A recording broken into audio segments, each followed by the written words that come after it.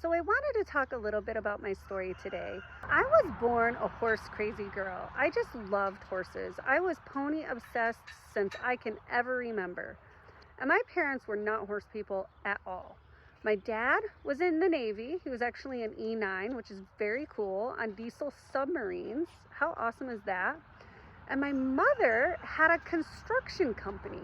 They got married later in life and they didn't want to have children. And they certainly never wanted to have horses. And then I was a surprise. And I loved horses. Well, before I was born, they bought a farm. It had, old fencing. It was actually an old dairy farm. And they tore down some barns, tore out all the fencing. They were never going to have horses, never kids, the whole thing.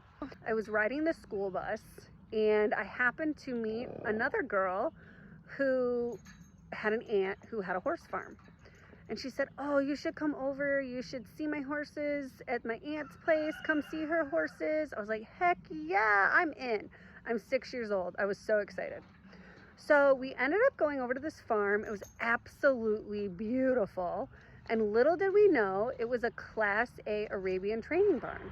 So I started taking riding lessons over at that farm on the ugliest flea-bitten gray Arabian gelding you've ever seen. You would never have believed he was an Arabian. And, but what was really cool was that my mother said, "Look, you need to learn about horses." And so I'm 6 years old. And what we would do at night, we would read books like How to Feed a Horse, or Horses in 101, or Horse Encyclopedia, or whatever, right? And so that was our bedtime stories. I knew what polo reps were, what bits were, how to feed a horse, colors, tack, bridles, all that kind of stuff. And so I was riding, I loved it, I was addicted, I was hooked. My poor parents. So I get a horse for my 8th birthday, and it was the ugly flea-bitten gelding from the lesson program.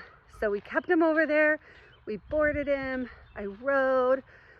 Well, pretty soon, one horse led to 3, and 3 led to 12, and I'm 13, I've got 12 horses. We ended up having horses at our farm. We were in it full tilt.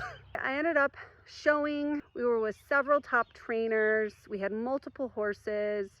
I wanted to learn all the disciplines. I would do saddle seat and hunt seat and western and side saddle, learn to drive, the whole deal. And that's what I love about the Arabian horse.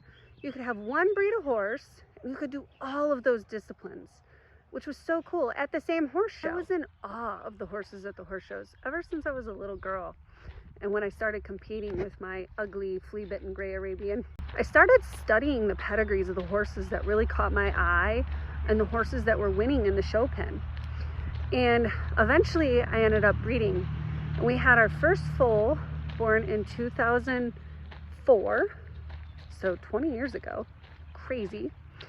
And that was the coolest thing I had ever experienced. And we actually had 2 foals that year. But that started the whole foaling breeding addiction. And since then, we've produced over 200 foals. And since then, my obsession has grown from Arabian horses to just horses as a whole. I'm absolutely addicted to the high trotting breeds. So from the Arabians, morphed the saddlebreds, and then the Dutch harness horses, and the Hackney ponies. Now I really enjoy the quarter horses and the reining. That's super cool. But I just love horses, and the Arabian horse will always have my heart. And I am so grateful to my parents. They pursued my dreams and supported me. They were the best parents in the whole wide world. I could not have asked for better parents. Unfortunately, they both have passed away. I wish they could be here to see me now, but I'm just so grateful for them. I will forever hold them in my heart, and I know they're watching down from heaven above. We've been absolutely blessed to make and breed and raise some fantastic horses. I love it. I get so much joy from just sharing my horses with other people. But I have owned hundreds of horses, had hundreds of foals, went on to become a judge. I've been so lucky to become a national regional judge, judging the Arabian Nationals this year. And my whole life has become the Arabian horse industry, the horse industry. And I'm not so sure that that ever would have happened without the ugly flea-bitten gray Arabian and the lesson program at the local farm. It's been an incredible journey for me. I've met some amazing people. It's been 30 years now. I can't believe it. And I want to share with you some of the things that I've learned along the way.